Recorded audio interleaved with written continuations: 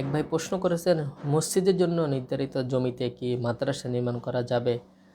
অত্যন্ত গুরুত্বপূর্ণ এবং প্রয়োজনীয় একটা প্রশ্ন, যে মসজিদের জন্য কোনো জায়গা বা জমি যদি ওয়াকফা করা হয় সেটাতে মাদ্রাসা নির্মাণ করা যাবে কিনা।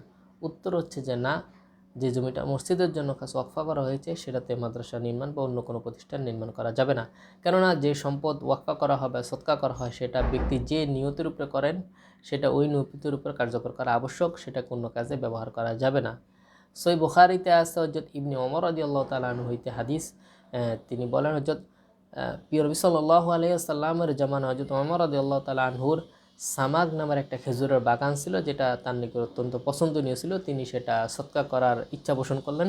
তো প্রিয় নবী সাল্লাল্লাহু আলাইহি সাল্লামকে বললেন, ইয়া রাসূলুল্লাহ, আমি একটি সম্পদ পেয়েছি যেটা আমার নিকট অত্যন্ত পছন্দনীয়, আমি এটা সদকা করতে চাই।